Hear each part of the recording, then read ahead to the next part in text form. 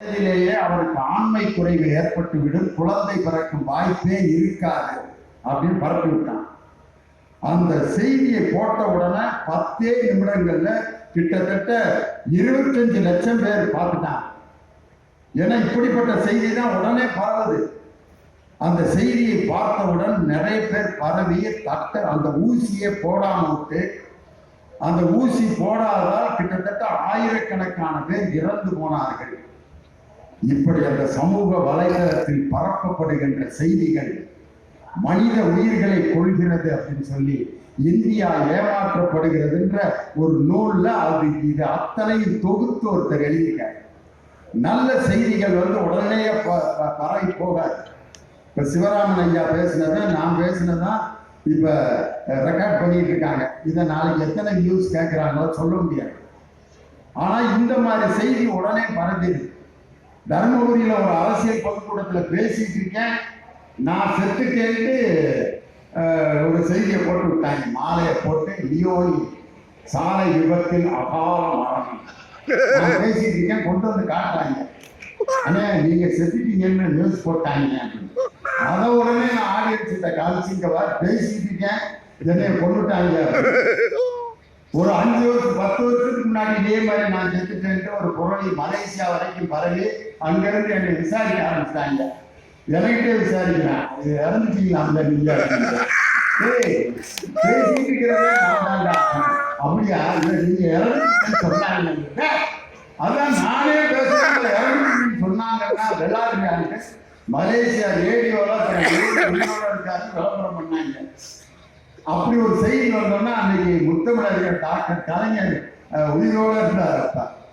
அவர்கிட்ட போய் தலைவரை இப்படி ஒரு நியூஸை போட்டு விட்டாங்க தலைவர் பேப்பர்ல, என்ன வேதனையா இருக்குங்க தலைவர். அவர் சொன்னார், என்னை இதே மாதிரி 5 தடவை கொலை பண்ணியிருக்காங்க, நான் நல்லா தான் இருக்கேன், இந்த செய்தி வர வர நீ நல்லா வாழ்ந்துட்டே இருக்க, போயிட்டு வா அப்படின்னு சொல்லி அழுந்தார்.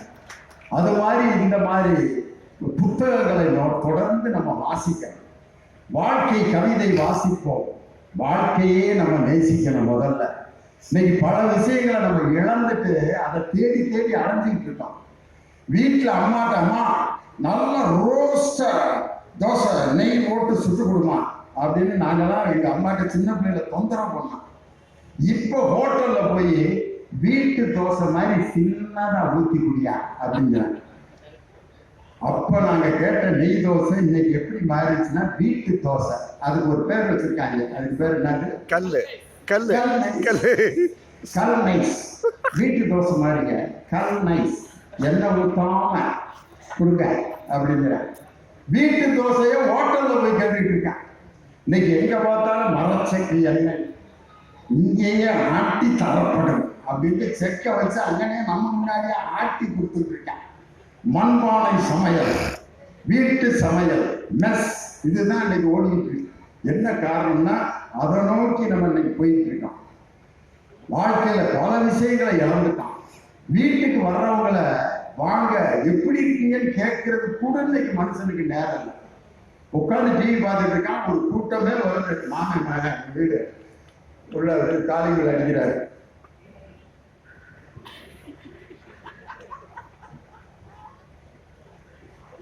உட்காரு அப்படின்னு இப்படி இருக்கான். ஆனா நாங்கெல்லாம் சின்ன பிள்ளையா இருக்கோம், வீட்டுக்குள்ள வந்தா அந்த விசாரிப்புக்கு வாருங்க. உள்ள வந்து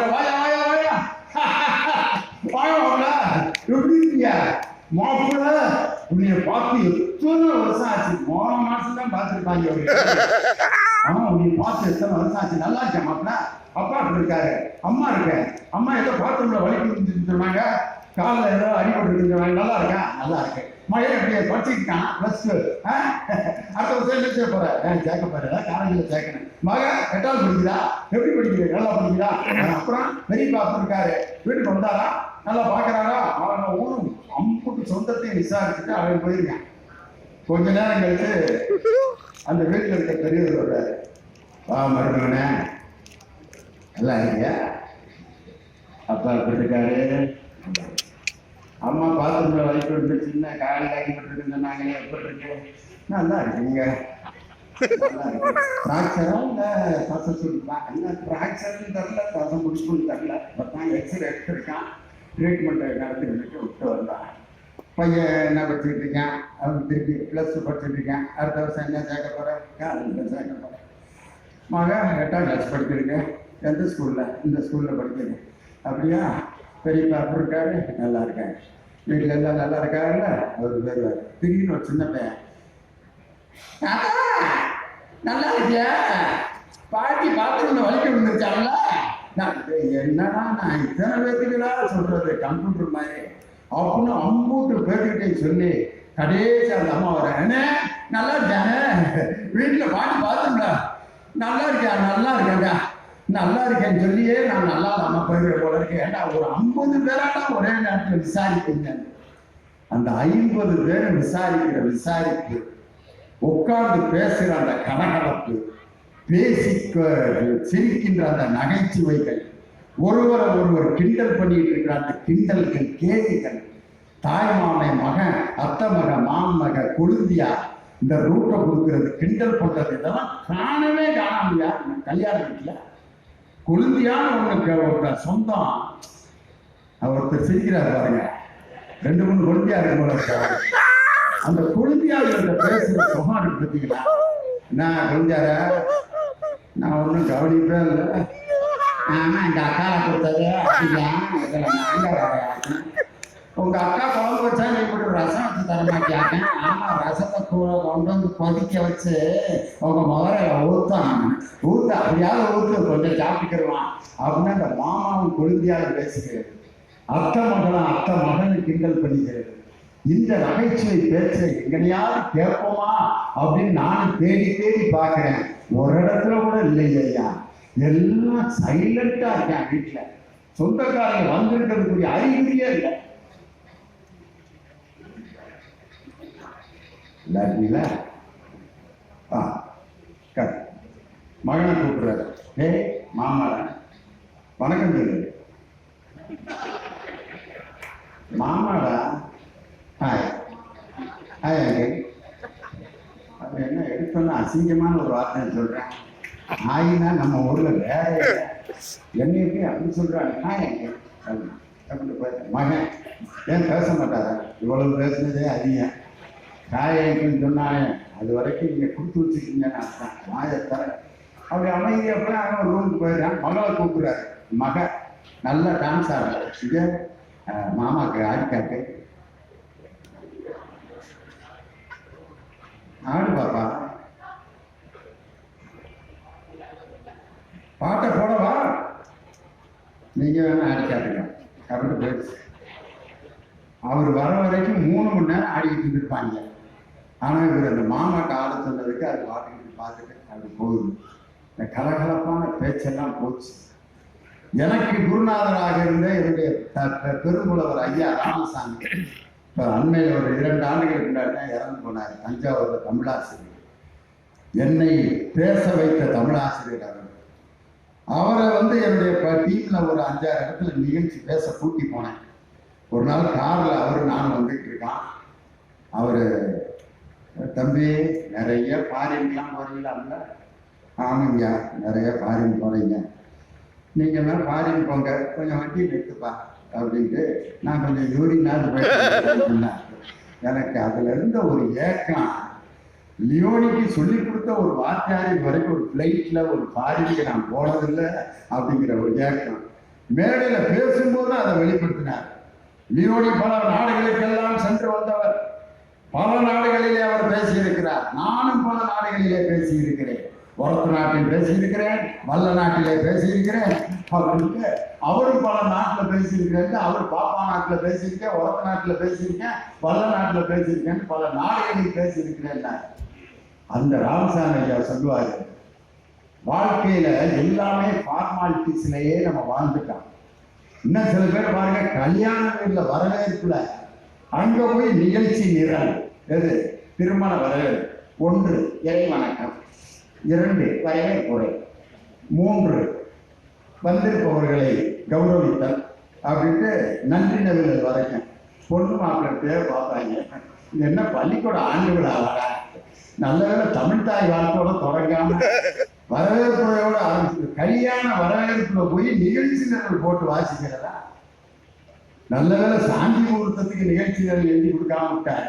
சாந்தி முகூர்த்தத்தில் போய் 1 இறைவணக்கம், 2 மாலை சூடல், 3 பால் வழங்குதல், 4 அப்படின்ற நிகழ்ச்சி இல்லை. ஃபார்மாலிட்டிஸுக்கு அப்பாற்பட்டது நமது வாழ்க்கை. இதயங்களும் இணைகின்ற அந்த சுகம் இருக்கு பார்த்தீங்களா?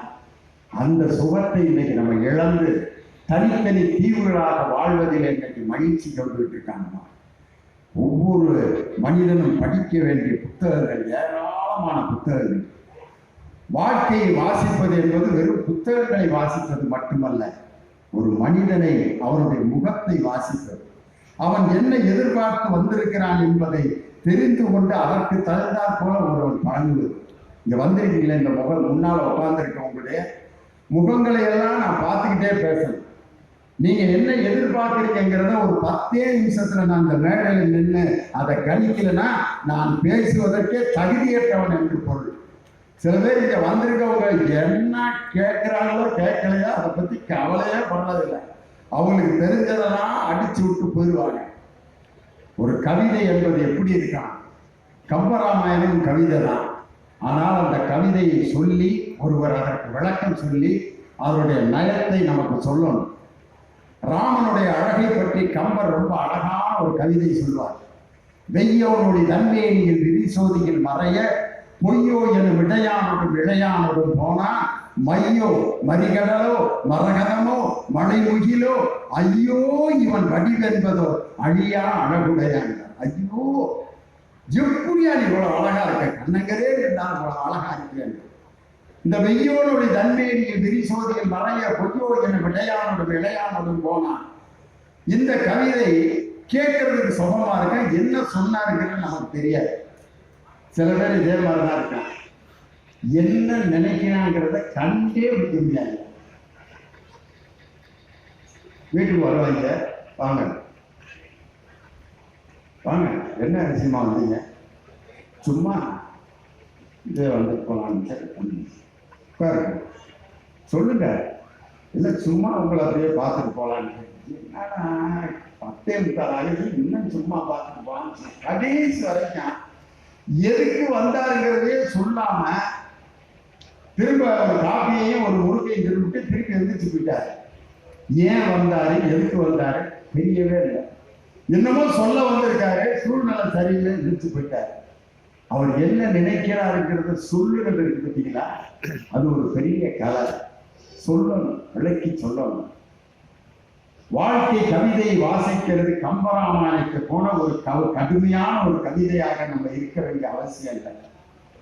திருக்குறளை போல 1.5 அடியில் வாழ்க்கையே 3 பகுதிகளாக பிரித்து சொன்ன திருக்குறள் மாதிரி நம்மளுடைய கவிதையை இருக்கணும். அறம், பொருள், இன்பம். சில பேர் எந்த நேரம் பார்த்தாலும் புத்தி பற்றி சொல்லிட்டே இருக்கான். பார்த்துருக்கீங்களா? நான் 1952 நடந்த 52 நடந்து போய் படித்தேன்.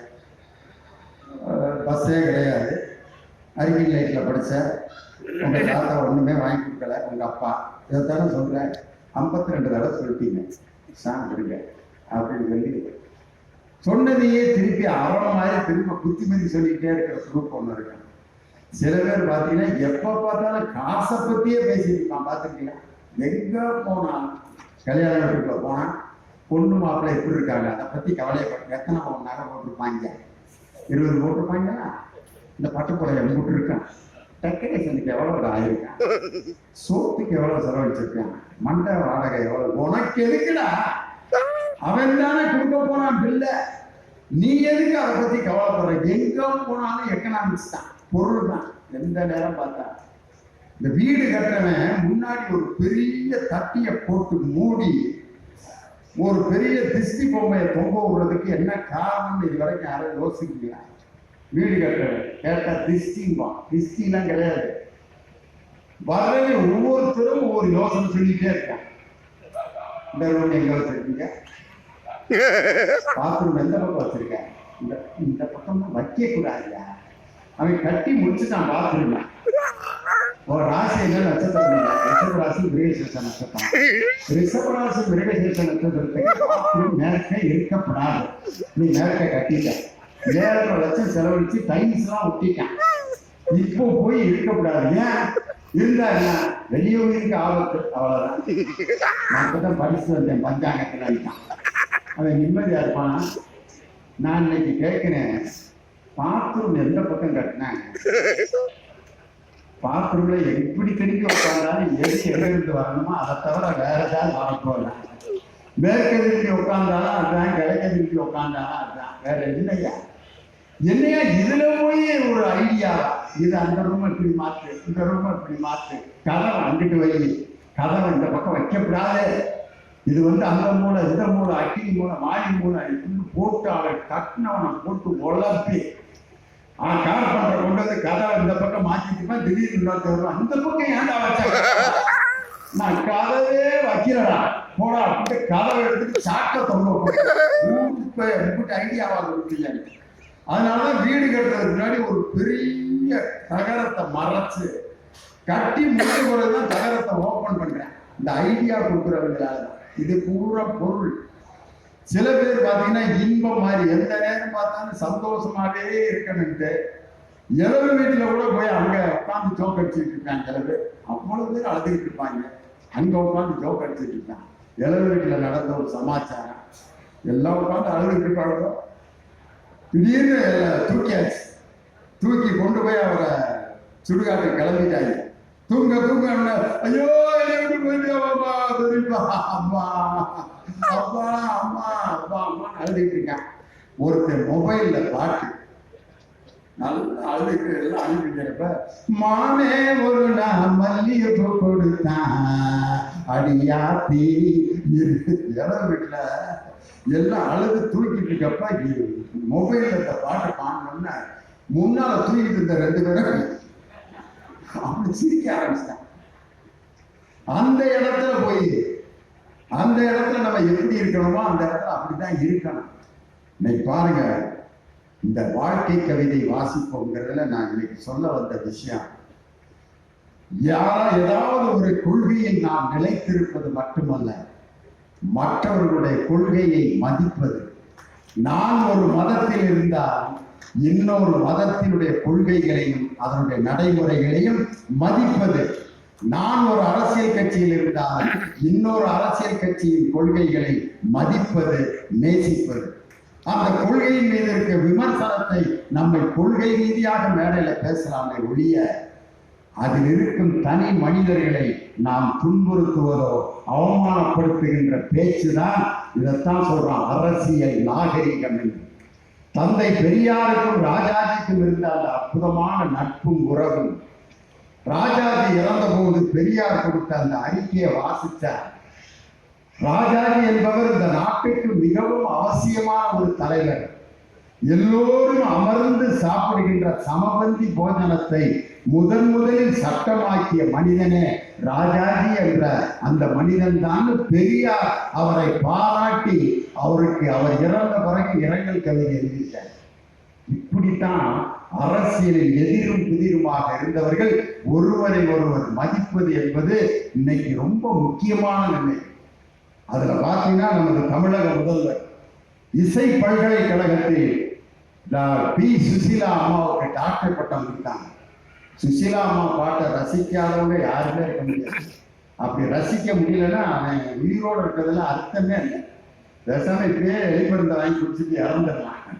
அந்த அம்மாவோட பாட்டு அதான் முருகன் பாட்டை கேட்டா நம்ம முருகன் கோயிலுக்கு போகும் போல இருக்கும். அப்படி இருக்கு அந்த அம்மாவோட பாட்டு. சொல்ல சொல்ல இனிக்குதடா முருகா உள்ளமெல்லாம் உன் பெயரை சொல்ல சொல்ல இனிக்குதடா முருகா. தேசிய விருது வாங்கின பாட்டு. அந்த சுசீலா அவர்களுக்கு டாக்டர் பட்டம் கொடுத்த அந்த நிகழ்ச்சியில தமிழ்நாடு பல்கலைக்கழகங்களில் வேந்தராக முதலமைச்சர் தான் இருக்க வேண்டும் என்று சட்டம் இயற்றினார் முன்னாள் முதலமைச்சர் அம்மையார் ஜெயலலிதா. அவர்களை நான் மனதார பாராட்டுகிறேன் என்று இன்றைய முதல்வர் நம் தளபதி ஸ்டாலின் முன்னாள் முதல்வரை பாராட்டி அந்த சம்பவத்தை பார்த்து இதுதான் அரசியல் நாகரிகம் என்று எல்லோரும் பாராட்டினாங்க. இதுதான் நாம் எந்த கொள்கையில் இருந்தாலும் மற்றவற்றை மதிப்பது.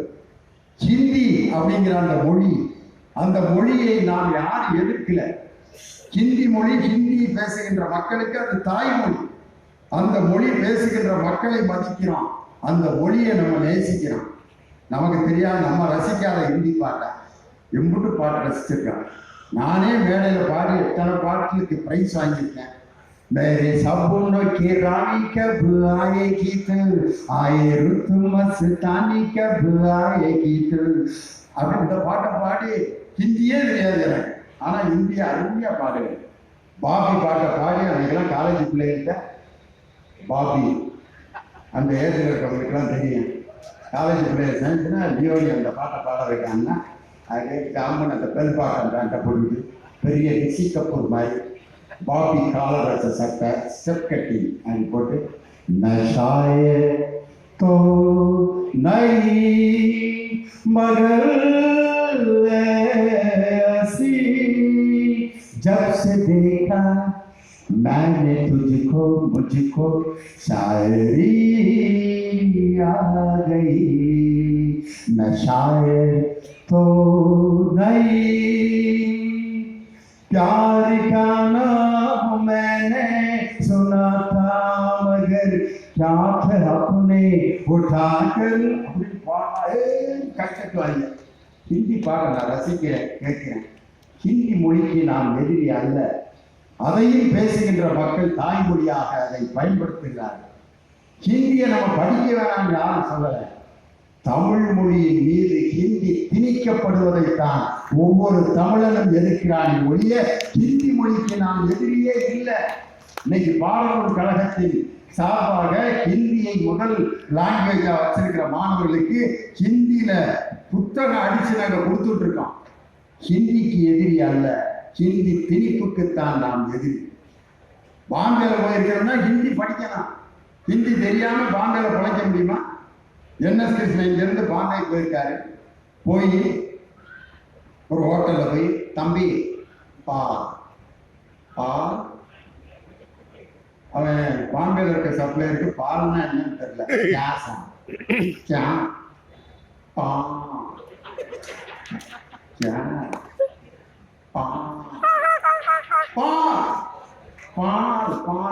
பால்ங்கிறாரு. அவனுக்கு புரியல. பார்த்தாரு என்எஸ் கிருஷ்ணன். பேப்பர் அப்படின்னு ஒரு பேப்பர் வாங்கினாரு. மாட்டை வரைஞ்சு, மாட்டு மடியை வரைஞ்சு பால் பீச்சிருக்காரு. அப்புறம் கொண்டு வந்திருக்கான் பால். 8 மணிக்கு கேட்ட பால் 12 கரெக்டாக வந்து சரி. அங்கே போய் தூக்குங்கிற வார்த்தை தெரியலன்னா ஹோட்டலில் பால் வாங்கி சாப்பிட முடியாது. ஹிந்தி தேவைன்னா நம்ம படிச்சுக்கலாம். ஹிந்தி மொழியை நாம் மதிக்கிறோம். ஆனால் தமிழ் மொழிக்கு மீறி நீ தமிழை விட ஹிந்தியைத்தான் படிக்க வேண்டும் என்று திணிக்கப்படுவதைத்தான் ஒவ்வொரு தமிழனும் எதிர்க்கிறான் என்பதை இந்த நேரத்தில் நாம் தமிழராக இருந்தால் ஹிந்தி என்ற மொழியை மதிப்பதற்கு பார்த்தீங்களா, இதுதான் தமிழன் உலகத்திற்கு கற்றுக் கொடுத்த மிகப்பெரிய நாகரிகம். நான் ஒரு மதத்தில் இருந்தாலும் இன்னொரு மதத்தை மதிப்பது என்பது மிகப்பெரிய இன்றைக்கு காலத்தினுடைய கட்டாயம்.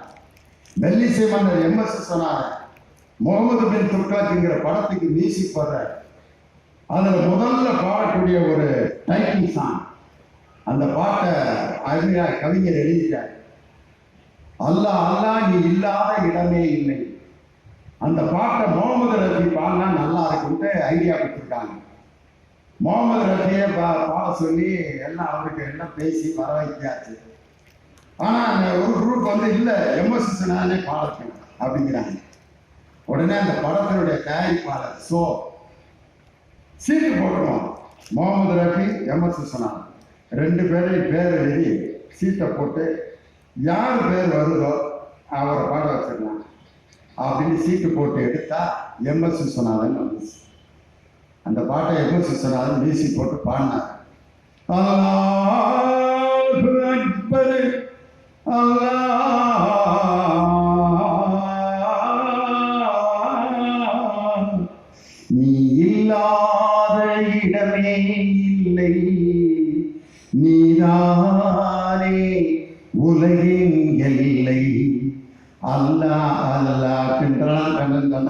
அல்லாஹ் அல்லாஹ். உடலுக்கு 9 வாசல், மனதுக்கு 80 வாசல், உயிருக்கு உயிராய் காணும் ஒரு வாசல் பள்ளி வாசல். அல்லாஹ் அல்லாஹ். இவ்வளவு பெரிய விபூதி, இவ்வளவு பெரிய குங்குமத்தை வைத்துக் கொண்டு எம்.எஸ். விஸ்வநாதன் பாடிய அந்த இஸ்லாமிய பாடல் அனைத்து இஸ்லாமியர்களாலும் பாடப்பட்டது, வரவேற்கப்பட்டது. இப்படி அவர் ஒரு மதத்தில் இருந்தால் இன்னொரு மதத்தை மதிப்பது, நான்